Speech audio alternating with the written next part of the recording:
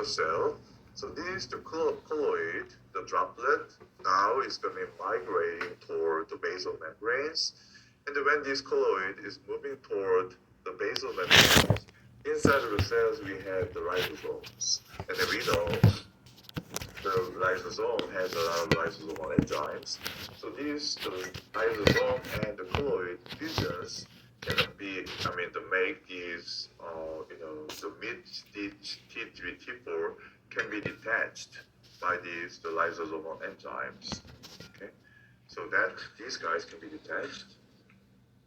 So once the MITs and DITs and T3, T4 is being released from the cytoglobulin, T3, T4 can get out to the blood circulation. And then again, the most of the T3 and T4 will be carried by a carrier proteins. Okay, so the very limited the thyroid hormone is in the free forms. And I should say that T3 is about 5% of the release of thyroid hormone. And then most of the thyroid hormone is the T4, the thyroxine. And then this T4, the deiodinations can happen in the liver, in the peripheral tissues. Okay? Then T4 can become a T3, which is the biologically active, the forms of the thyroid hormones. And then nowadays the DITs and MITs can also undergo the deiodinations, and then iodine being detached from the DITs and MITs again can be recycled for the next the thyroglobulin synthesis pathway.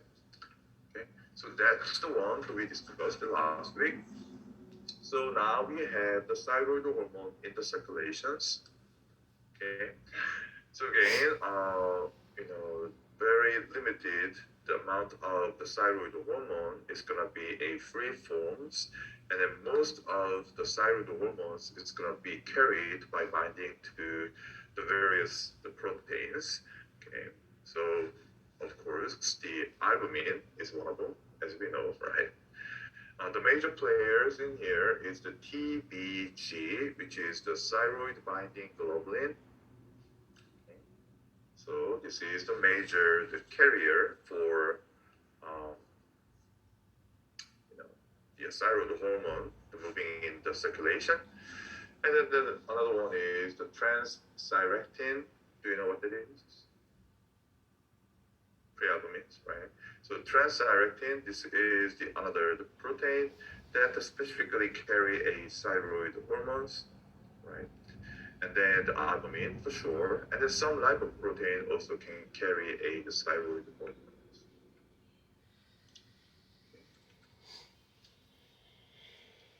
So the protein-bound forms of the thyroid hormones can be considered as the reservoir of the thyroid hormones in the blood circulations.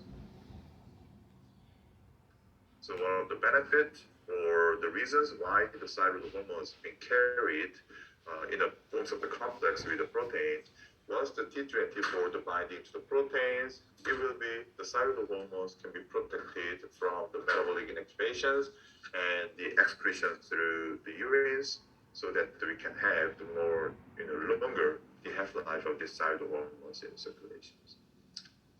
Okay, so now we discussed about how the thyroid hormones being produced and then how it's released, and now how that the thyroid hormones be moving in the systemic circulations. Okay, and then in the hospital, the laboratories, the thyroid hormone functions can be evaluated by looking at the thyroid hormone level, but also the most important players, the biomarkers we use is the TSH.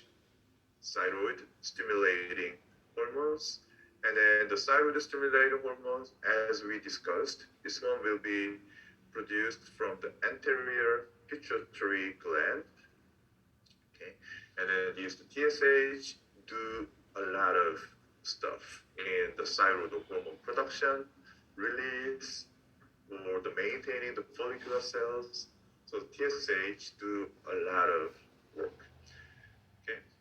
So when the free forms of the T3 and T4 level in the blood decreased, then those that decrease the thyroid hormones in the blood circulation will stimulate the anterior pituitary gland, and then anterior pituitary gland will secrete TSH, thyroid stimulating hormones.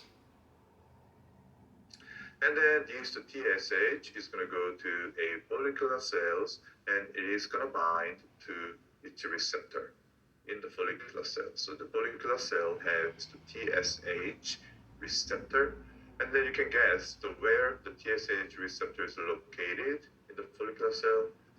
A, apical membrane, B, basal membrane. It should be basal, right? The basal, that's the place where the blood vessel is going to be close to.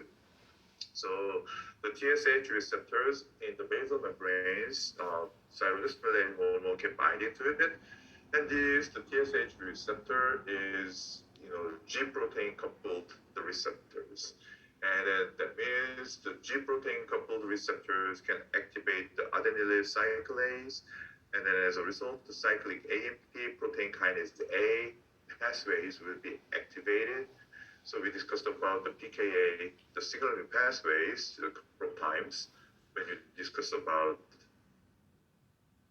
the glycogen, the metabolisms, right? And also we discussed that one in the Chem 1 also when we discussed about aquaporin, the base compression. It's going to be released and binding to the receptors in the distal tubule, and then it's stimulating the translocations of aquaporin, but also it's stimulating the transcriptions of aquaporins by activating, cyclic AMP, protein kinase A activities. So again, these receptors are G protein coupled receptor, so the adenylyl cyclase and the cyclic AMP PKA pathways will be activated. And one of the outcomes of activated the PKA pathway is the mitogenic functions. So this paper actually to give us some ideas. The TSH activated signaling pathway in the thyroid tumorigenesis. So again, the tumors is uncontrolled cell proliferation, so cell growth. So that's indicating activations of this pathway can be the stimulators of mitogenic functions of the cells. So why this the TSH is important? If you're looking at the biological functions of the TSH, it may straightforward. TSH can stimulate iodide uptake by the follicular cells. So in other words, the TSH can regulate the iodide transporter levels and activities, right? And then these iodide uptake, they require a lot of energy, right? No? Yes? No? Right? Because it's active, the transporter. Okay. And then once the iodide get in, and then the TSH even do stimulating the iodinations of the tyrosine residues in the thyroglobulin. Okay, so iodinations even can be stimulated by the TSH, and then the coupling of iodination tyrosines also can be stimulated by the TSH. So again, that means the mid and ditch, or ditch, the couplings can be stimulated by the TSH. So we can say, by looking at all of these, the TSH is very essential making the thyroid hormone, right? No one's going to argue on that. So if you have the T3, T4, the level dropped in the blood circulation, the TSH levels from the anterior pituitary gland is going to go up to enhance all of these functions. Okay? Not just making the thyroid hormones, the TSH also can participate in the release of the thyroid hormones. So the pinocytosis of the colloids by the apical membranes of the follicular cells is also can be stimulated by the TSH. So again, TSH will be activated, this can be increased when we have to decrease the T3, T4 levels in the blood circulation.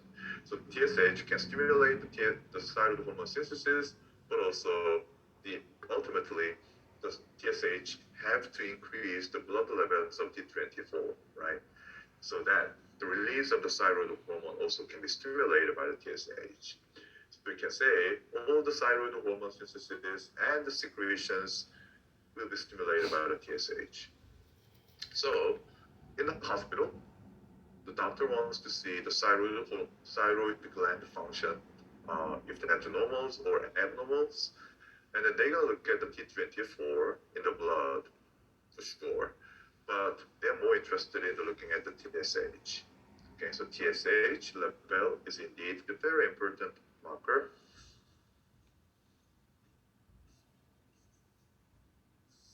Okay. And then also, that this is not done, TSH can increase the energy metabolism in the thyroid follicular cells. That makes sense, right? A lot of, moving the iodide, the making the thyroid, the hormones, so require a lot of energies, right? And the maintaining the cell structures of the follicular cell, they require a lot of energy. So PTH can stimulate the energy metabolism in the follicular cells. So at the end, this PTH also can promote the protein synthesis in the follicular cells. So again, the follicular cell is the cell. So if overactivated, like a vehicle, if you drive long, the vehicle is going to broken down, right? So some part is getting damaged. The follicular cells also can get damaged and they recover continuously. And then the TSH is function as the maintaining, the hormones for the follicular cells and the thyroid gland. So the follicular cell, the TSH, do everything that happening in the follicular cell. So these are the very important the cells.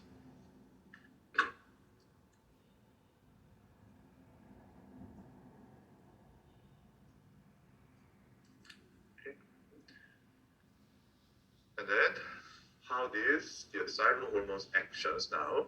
Okay, so I switch gear from the TSH now back to the thyroid hormones. So these thyroid hormones again is bind to each receptors in the target the cells, right? And the receptors are located in the main is in the nucleus. So the thyroid hormone receptor, we can say this is the nucleothyroid hormone receptors. So not the plasma membrane receptor. Okay, and then again between the T3s and T4. Which one is the biologically active, the forms? Okay, so T3 is the biologically active, the forms of the thyroid hormones. Reason is the T3 has the higher affinity to the receptor comparing to T4's affinities. It's about the 15 times more, the higher affinity. So once that the hormones bind into the receptors, the hormone receptor complex will go to the DNA and then bind it to it. And the hormone receptor complex is basically the receptor has the zinc finger. So in the zinc, in the trace element sections, one of the zinc, the biological function is the forming the zinc finger, right? So again, the zinc can bridge the two amino acids and then make finger-like structure, and the finger-like structures in the protein can bind to the DNA and stabilize, right, the proteins and the DNA interactions. So because of that, the thyroid hormone and the receptor complex can bind into the DNA, and it's going to stimulate and then increase the transcriptions of many the proteins. That's going to be important in the regulating the target cell's function. In the humans, we have two thyroid hormone receptor genes, and alpha and the beta. And then even the alpha and the beta, in that alpha and the beta, the alternative the splicing can happen. So it's going to make either two different forms of alpha and the two different forms of the beta. So we can have thyroid hormone, the receptor alpha 1, alpha 2, beta 1, and the beta 2. Okay, so the major the thyroid hormone receptors. I didn't put that one in the PowerPoint because I'm not so sure if that's going to be touched by the ACPs or not, but it's going to be good to know, right? So again, thyroid hormone receptor, there are 4 forms, alpha 1, alpha 2, beta 1, and beta 2. Let's make a note. Alpha 1 is more important and expressed in the skeletal and the cardiac muscle. So alpha 1 is like a striated muscle.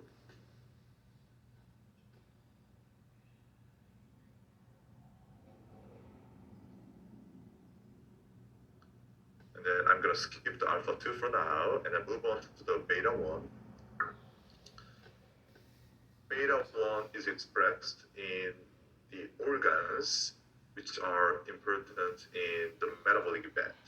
So you can name liver, kidney, and let's add one more, brain.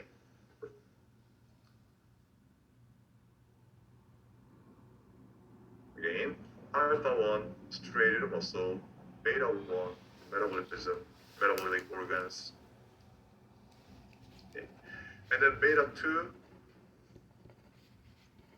is going to be important and expressed in the major endocrine regulatory system, which is hypothalamus and the pituitary gland.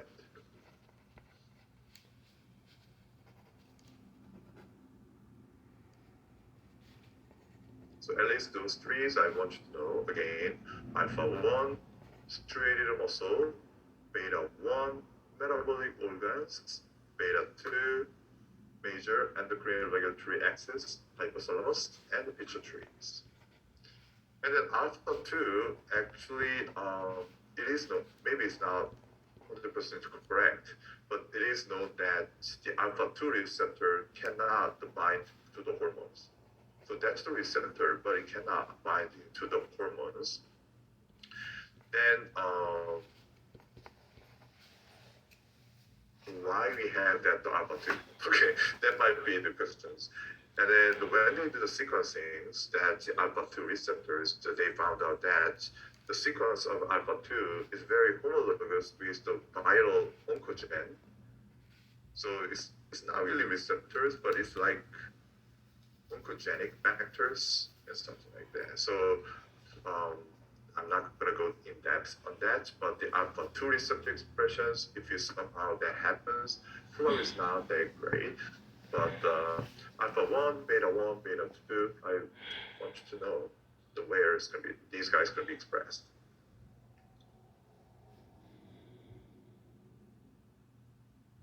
Okay, so in general, the thyroid hormone receptors can be located in the nucleus of the target cell, and then the hormone the receptors actually is going to be located in a TRE, the thyroid hormone response element in the DNA. This is going to binding to it, and then the hormone binding to it, suppressor is going to be removed, and then the transcriptions can be initiated. So, yeah, I think I have some slides in here.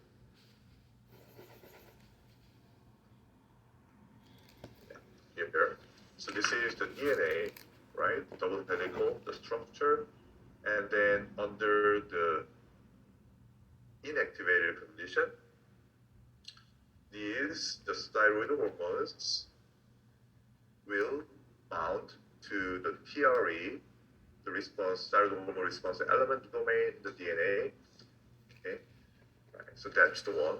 And then we have actually the repressors to blocking the transcriptions under the resting condition. And then the T4, T3s, the T4 can undergo the deiodination, and then active T3.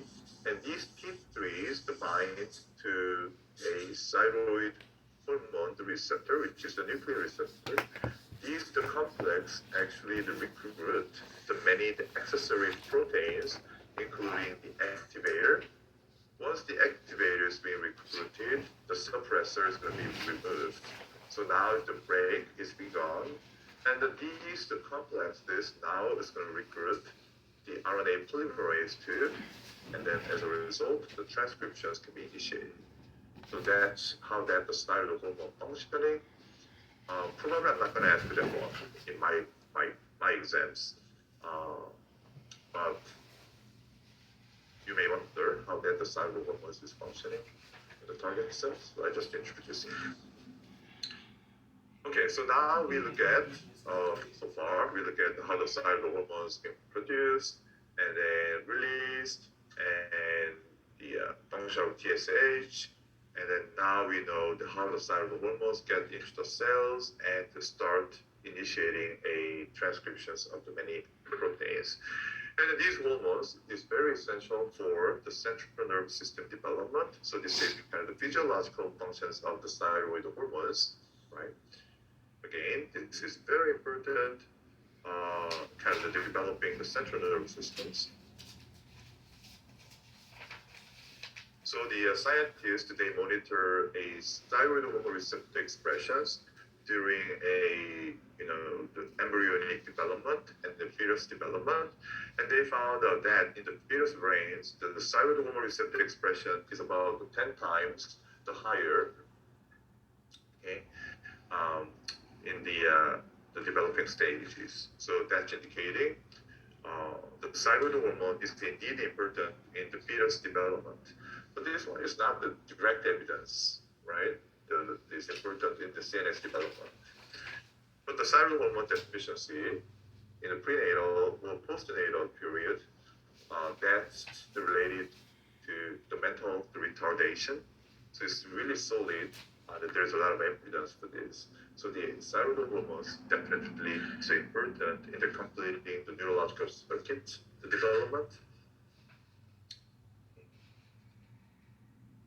And then the research shows that the thyroid hormone is able to regulate the expression of genes related to the neurons, the replications, and the differentiations.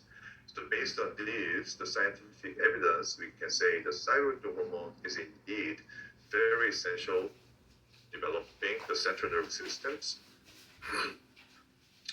And then as we discussed earlier, the thyroid hormone is also very essential for the normal body growth. The thyroid hormones to stimulate the expression of the growth hormones, right? So that's telling us a lot. And you're supposed to know where the growth hormones been produced. Pituitary gland, anterior pituitary gland. Hormones produced by the anterior pituitary gland is the flat PEG, right? So you must know. Yeah, so again, the thyroid hormone has the direct effect on the synthesis of the variety of the structural and the enzymatic proteins. So the enzyme production also can be regulated by the thyroid hormones. If you know this part, you can say the thyroid hormone is indeed very important in the metabolism, right? So by saying that, the thyroid hormones regulate the basal energy metabolisms of the body. So the thyroid hormones do important to regulate the basal rate of the oxidative phosphorylation, which is important in the ATP synthesis in the mitochondria, right? As we know. The thyroid hormones regulate carbohydrate metabolisms. Probably this is part of this energy metabolism, the glucose metabolisms. This is going to increase the absorptions of glucose, and then enhance the glucose transfer to the muscles and fats, and facilitate the insulin-mediated glucose uptake, and then the gluconeogenesis. If the thyroid hormone level is low, and if you have a lot of thyroid hormones, it is going to stimulate the glycogenolysis. So that makes sense. The thyroid hormones increase the metabolic rate, right? So that they need a lot of energy. So they're breaking down the glycogen if you have a lot of thyroid hormones. But if you not much the thyroid hormones is available, then the metabolic rate is relatively low, right? So we don't need to break down the glycogen, but maybe the gluconeogenesis is good enough to supply the glucose to maintain the basal, the metabolic rate. And also the thyroid hormones can do the lipid metabolism. So basically the thyroid hormones do everything. Again, thyroid hormones need a lot of energy, so they're stimulating the lipolysis. So more the free fatty acid will be available to make ATP. And then the reductions of the cholesterols. And then the next one is also very important. So far we know the thyroid hormone important in the central nervous system development. Thyroid hormone is important in the normal growth of the body, and the thyroid hormone is important regulating the energy metabolism, right? Or enhancing the energy metabolism, that might be better. So next one is the the thyroid hormones can enhance the sympathetic nerve system effect. Sympathetic, okay? So we can say the thyroid hormones can increase our blood pressure. Thyroid hormones can increase heart rate. It's something like that, right? So again, increase the heart rate and the force of the contractions. This was the talking about contractions in heart, the contractions in the smooth muscles in the vasculature. So overall, the BP can goes up and then increase the cardiac output. So formula, the mean arterial blood pressure equal